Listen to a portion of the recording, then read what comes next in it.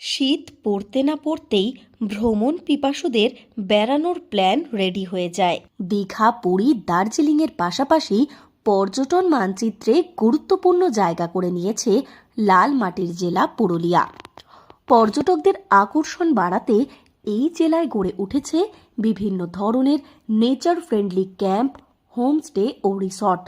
তবে এবার পুরুলিয়ার পর্যটন মানচিত্রে একেবারেই নয়া সংযোজন গাছবাড়ি। এই প্রথমবার পুরুলিয়াতে গাছবাড়িতে রাত্রি যাপনের সুযোগ, যা পুরুলিয়া বেড়াতে আসা পর্যটকদের জন্য বাড়তি আকর্ষণ হয়ে উঠতে চলেছে। পুরুলিয়ার বাঘমুন্ডির মাঠা বনাঞ্চলে তৈরি হয়েছে এই গাছবাড়ি। একেবারেই নামমাত্র খরচে প্রকৃতির মাঝে থাকার ব্যবস্থা রয়েছে এখানে। এ বিষয়ে পুরুলিয়া বন বিভাগের ডিএফও অঞ্জন গুহ বলেন, পর্যটকদের দীর্ঘদিনের ইচ্ছা ছিল গাছবাড়িতে থাকার, এবার সেটাই পূরণ হতে চলেছে।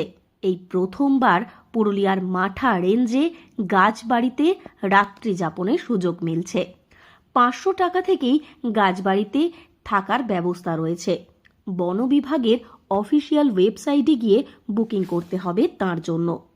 এখন আপাতত 2টি গাছবাড়ি রয়েছে।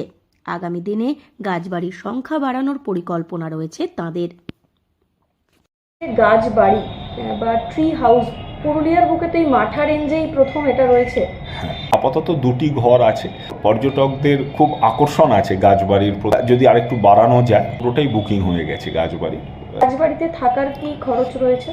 গাছবাড়িতে থাকার খরচ খুবই সামান্য, ওই আমাদের 500 টাকা, বা যেটা ভালো ঘর আছে সেটা 1000 টাকা, এরকমই রেট আছে। সরকারি রেট। এটা অনলাইন বুকিং করলে সরকারি স্লিপ সব কিছু পাওয়া যায়।